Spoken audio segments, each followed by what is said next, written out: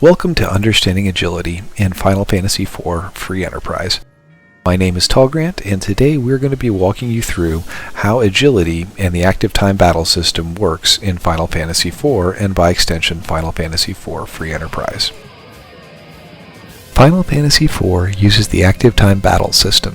Instead of each character taking a single turn in order, the system evaluates a character's speed and assigns a number of time increments before allowing the character to take a turn.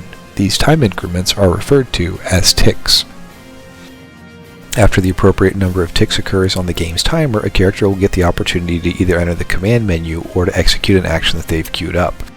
The different characters will act at different speeds depending on their relative agility, which is an innovation, as characters before would just take one action per turn and then would all input their actions again.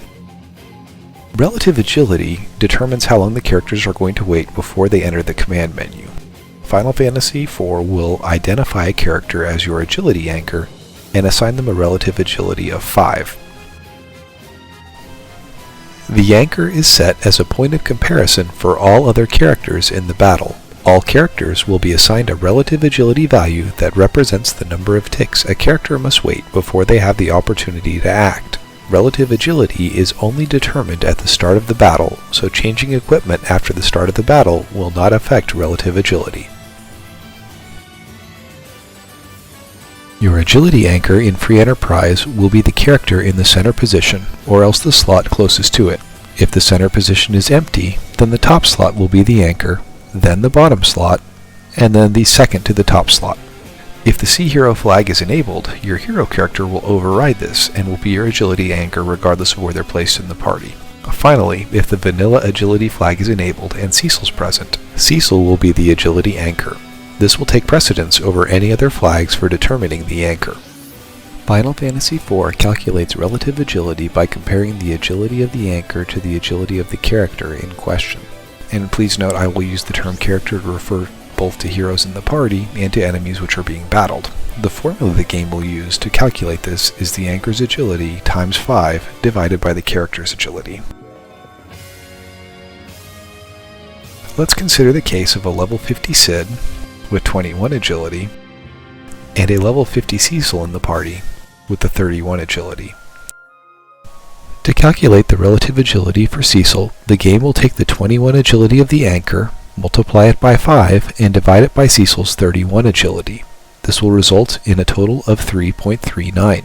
The game will always round this number down to the nearest whole number, and thus assign Cecil's as relative agility 3. This means that Cecil will take 3 ticks in the in-game timer before he takes an action. Cid, of course, as the anchor, is set to relative agility 5 and will take 5 ticks. Let's consider if Cid has a cursed ring. The cursed ring will lower Cid's agility to 6. This will go into the equation as 6 agility times 5 divided by 31 agility. This results in 0.97, which sets Cecil as relative agility 1. You'll notice that because Cid's agility has been decreased significantly, Cecil is going to act much faster and will be able to input an action every tick. Let's discuss fast anchoring. This is a good situation when fighting bosses in slow locations with low agilities. For this example, we will consider a level 20 Cid who has 9 agility, fighting a boss in the vanilla demist location. In this situation, Cid will be set to relative agility 5, while demist will be set to relative agility 4 based on this calculation. However, if we were to come into this same location with Kain, at the same level, who would have 17 agility, you'll notice that demist is set to 8.5, which is relative agility 8. This means that the higher agility Kain as an anchor will act significantly faster than the boss in this location. Fast anchoring is very useful in locations with slow bosses, particularly checks in the overworld that are not barren basement. Slow anchoring is a great way to get around a boss or make it easier around a boss who is going to be very, very fast. Let's consider a level 40 Kain with 29 agility fighting a boss in Leviathan location. In this situation, Leviathan is going to have a relative agility of 2 per the calculation below. If, however, we bring in Cid with a cursed ring at 1 agility, Leviathan will be set to relative agility 1. This seems at first worse than the previous situation because Leviathan acts twice as quickly. However, if Cid is not the only character in the party, the other characters in the party can stand to benefit. As the agility anchor, Cain was set to relative agility 5, while Leviathan was set to relative agility 2. This meant that for every action Cain took in the battle, Leviathan would take 2, and every other cycle a third action. However, with this slow Cid anchoring, Cain also becomes relative agility 1 alongside the Leviathan, and Cain and the Leviathan will take actions at the same rate. This will make the fight significantly easier, especially if multiple characters are involved. Let's consider how these agility principles can be used when battling Zeromus, the fastest boss in the game. If at all possible, keep your agility anchor under 10 agility during this fight. Second, if a slow anchor is not possible, aim for 28 agility instead. It's better to be slightly above 28 agility than it is to be slightly below it. When you are battling Zeromus, you may find yourself in a situation similar to the one shown on the screen. For our example, all characters are assumed to be at level 52 with no agility manipulating gear equipped. Zeromus has 69 agility and is relative agility 1. You will also notice in the example that Cain, the fastest party member, is at relative agility 2, while Cecil is at relative agility 3 and Paladin and Porom are at relative agility 4. This means that Zeromus will take several actions before several characters will have opportunities to act. If we place a cursed ring on Cid, it lowers his agility to 7. Zeromus remains at relative agility 1. However, the other 4 characters in the party have also reached relative agility 1, and will gain several actions relative to Zeromus taking his action. This will be beneficial and make the fight much easier. As a second alternative, you may be forced to anchor at 28 agility. In this situation, we're assuming that Cid has gained a couple of extra levels and has a crystal ring to place him at exactly 28 agility. While Cecil, Cain, Porom, and Paladin remain a bit slower than what we had seen in our previous example with the cursed ring, Zeromus has reached relative agility 2. And this will give you more actions to keep up with him, seeing as Zeromus is slower.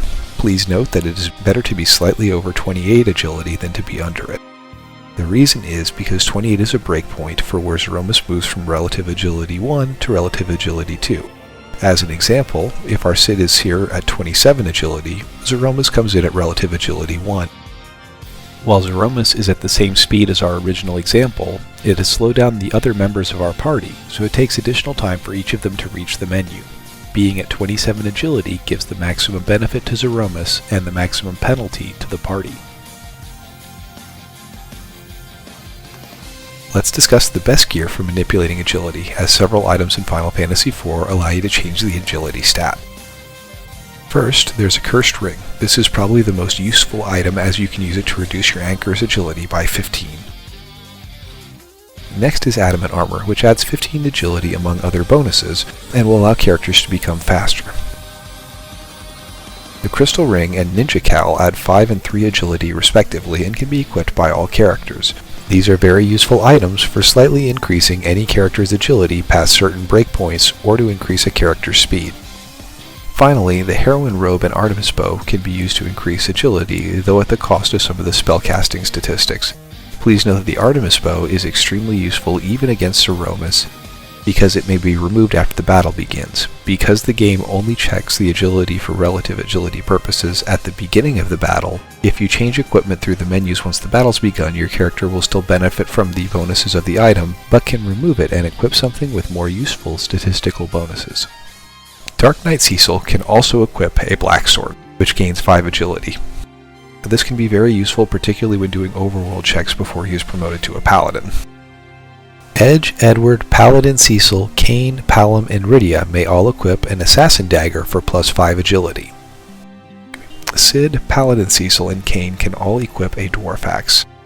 This allows the characters to lose 5 agility and can be very useful for slow anchoring the party. Cecil and Cain can both equip the Avenger for a 10 agility bonus, or a Drain Sword for a 5 agility penalty. Cain also can equip a Drain Spear for a 10 agility penalty. Edge has several agility manipulating items. The Murasame sword, while providing a big strength bonus, provides a -5 agility penalty. The Masamune sword provides a +3 agility bonus, and Ninja Garb provides a +3 agility bonus. These items can only be equipped by Edge. Edge and Yang can equip the Charm or Cat Claw to add 3 or 5 to their agility. Several whips for Rydia also provide a +5 bonus to agility.